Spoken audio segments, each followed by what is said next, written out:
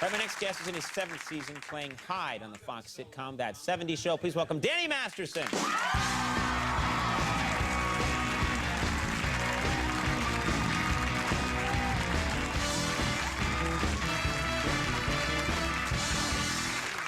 at you. You're all... Hello, sir. You clean up real nice. You look great. Thanks. My mom picked it out for me. That's very nice. Cool. Thanks. 3-button suit. I really admire the sideburns that you sport. Is part of was it because of your character on the show, or did you have those before? Well, I had them before, but now because of the show, they're always there. Right. When I was younger, they used to have to fill them in with makeup to make them, look so patchy. But I do that now. I actually, yeah. Well, if I try and grow any facial hair, I have to paste doll's hair in large chunks to fill it in. Face Rogaine works really well. Face Rogaine? Yeah, it's working very nice. Chia Pet thing. You know. I think, but you know what? You're lucky. The sideburns came back. They were gone for like the 80s and a chunk of the 90s. Yeah, but then 90210 brought them back. Right. That was how I, emulated mine. I was from Luke Perry and Jason Priestley. Right. Trying to be like them. You stole it from them, but now you've made it your own. And now I've made it my own through the 90s and the early 2000s. They passed the sideburn torch to you, and you've carried it into a new generation. And I will continue carrying it. Wow. Until we get canceled. So, that's very inspiring. Yeah. Now, I know that you're a pretty good athlete. You like to play basketball. I do. And you play in this NBA Entertainment League, is that right? Yes. I'm terrible in the league, by the way. For everybody watching who plays in the league, I'm absolutely terrible in the league. Why not just, you're on a talk show, just go, oh yeah, and I'm one of the best. Why not? I'm the man. I'm averaging triple-double, you know. No one knows what that is. I don't know what that is. That sounds kinky. It's a lot of points. Oh, a lot of points, okay. Yeah. But one of the things about being in a league like that is that there's the potential of being embarrassed by another celebrity. Every Sunday. Like, for example, I've heard Frankie Muniz is amazing. You know, and then if do you ever have to guard him? I hear he's great. He's who I do cover when I'm playing against his team because he's the only one close enough to my height. Right. You know, he's like 5'4", 5'5". Right. And the kid drains threes on everybody.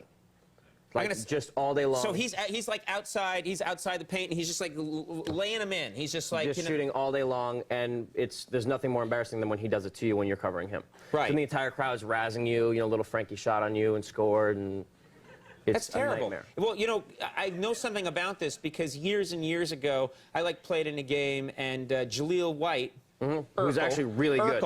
I didn't know anything. I'm like, hey, Urkel's here, you know, and he had the suspenders on and the glasses, and he was like, no, play now. And he came on, and suddenly it was incredible. I've never seen any. He's one of the best players in the world ever.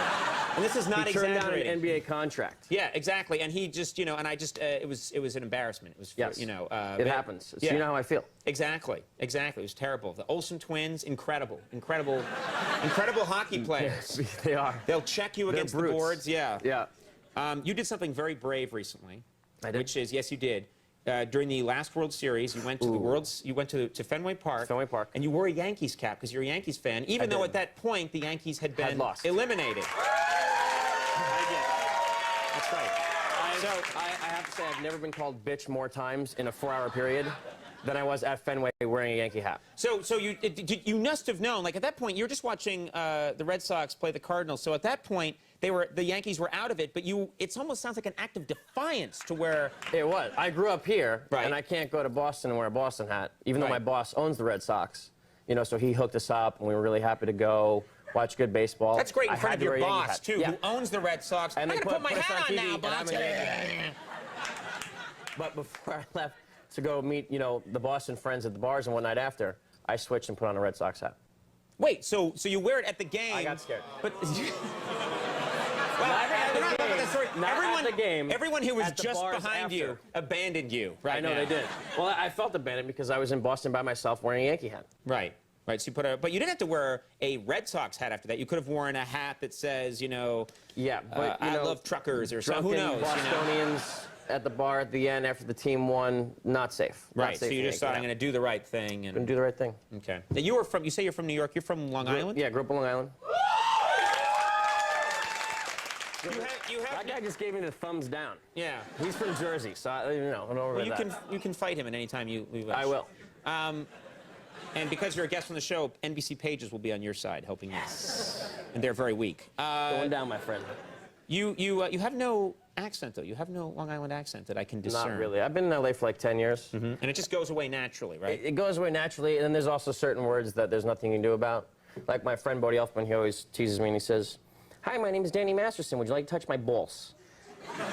You know, doing an imitation of me, because certain words why you are just you can't asking get away people with. to do that? That's the more important question. I mean, you got them. Yeah, right. You know what I mean? Accent aside, Everybody should grab. that's the more important thing. Exactly.